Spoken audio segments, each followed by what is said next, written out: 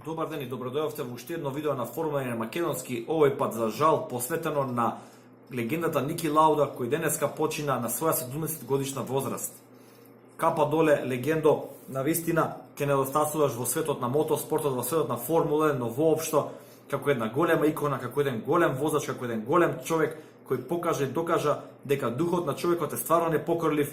После оној страшен инцидент кој го имаше во 76 година на Нюрбургринг, успеа да се врати во болидите по само 3 недели пауза, односно по само 2 попуштени трки, покажа дека чудата навистина се случуваат. Трикратен светски шампион, 25 победи, дел од богатата историја на Формула 1, дел од богатата историја на Мекларен, на Ферари, незаборавни дуели со големите легенди околу него.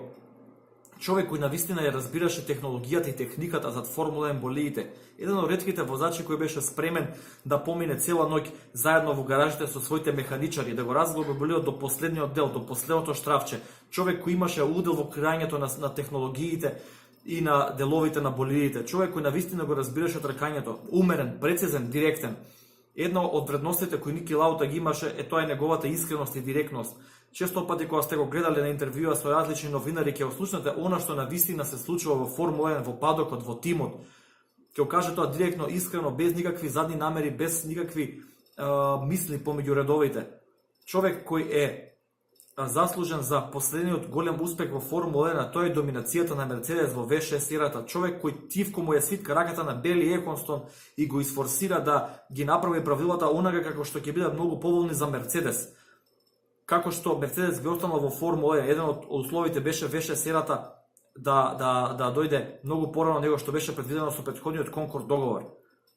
Човек кој тактички и внимателно изигра со Луис Хамилтон, кој го убеди да го напушти тогаш мокниот Мекларен да дојде во Мерцедес, кој тим реално беше во надоаѓање, меѓутоа немаше сериозни резултати на патеката и се знаеше дека ќе требаат неколку години додека се до тоа се реализира.